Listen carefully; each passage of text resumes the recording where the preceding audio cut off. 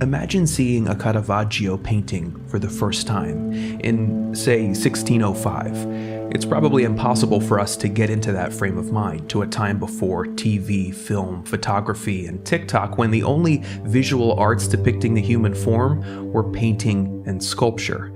In the 16th century, the art world in Italy and beyond had seen the high Renaissance with its paintings devoted to ideal beauty, linear perspective, and balanced compositions yield to mannerism and its exaggerated forms, strange juxtapositions, complex, sometimes overly sophisticated paintings that emphasized the artist's talents and fanciful impulses.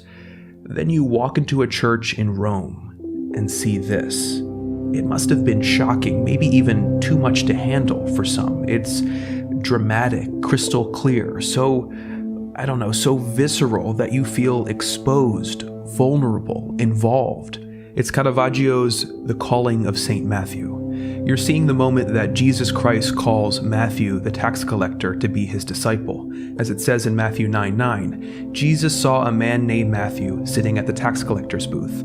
"Follow me," he told him, and Matthew got up and followed him. In the scripture, it's an immediate reaction. But Caravaggio inserts a moment here, a moment of hesitation. Jesus enters what looks like a tavern, obscured by St. Peter and almost entirely in shadow except for his hand, arm, the side of his face, and the slightest glimmer on the halo over his head. He points out Matthew, who instead of getting up and going like the gospel says, points at himself as if to say, "Who?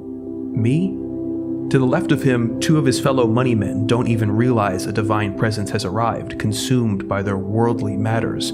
To Matthew's right, two young men are startled in opposite directions, one leaning toward Jesus and one leaning away, amplifying Matthew's moment of indecision. The scene makes sense right away. But Caravaggio goes much further than just intelligibility. What really shocks about this painting is, of course, the light.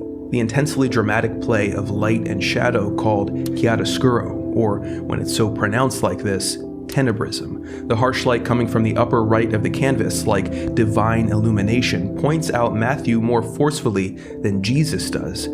But it's not unrealistic. The opposite, in fact. It's a kind of light we know. We've seen it before. That color, that angle, it triggers our memories of late afternoon sunlight when we're reminded how dramatic reality really is. And what's more, light from that side angle removes the need to add background space to simulate 3 dimensions. The way it wraps around the characters does that job just as well, so that Caravaggio can put a flat wall or a dark space behind his scene, and his figures pop out like they're on a stage or in a dreamlike void, a kind of hyper-reality. See how he achieves the same effect in this painting, Judith beheading Holofernes, or David with the head of Goliath, or the crucifixion of St. Peter, or my personal favorite, the taking of Christ, which was only rediscovered in 1990, by the way.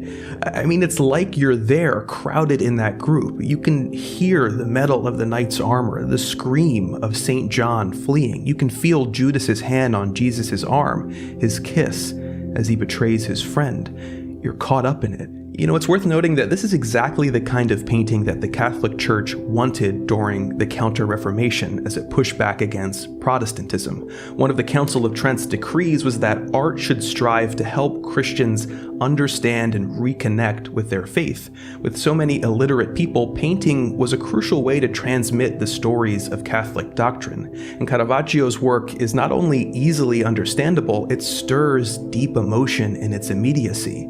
It puts passion into the passion of Jesus. See, Caravaggio's other great innovation was in his casting of real people in these biblical roles. He painted from life, so his Mary Magdalene, for example, was someone you might see walking the streets of Rome in the year 1600. To some, this realism was vulgar, but to others looking for humanity in these stories, Caravaggio's figures were revelatory, heightening the feelings of identification and involvement that the church wanted from art. The irony, of course, is that Caravaggio himself was a deeply sinful person, by all accounts a complete jerk, given to street brawls and petulant outbursts, which often resulted in jail time. In 1606, he killed a man in a duel and was forced to flee Rome. He bounced around Italy after that, getting in trouble everywhere he went until he finally died, we think, of illness in 1610 at age 38. No doubt his penchant for violent extremes contributed to the haunting renderings of violence in his work, but the romantic stereotype of the mad and frenzied artist who dies before his time is a tired one, and you can't help but wonder what he might have shown us had he just calmed down and lived twice as long. Because what we have got is extraordinary. You can see that he was grappling with his sins and his faith in his work. In The Taking of Christ, for example, he paints himself into the scene, rushing in with the guards, eager to witness the betrayal, the arrest of Jesus.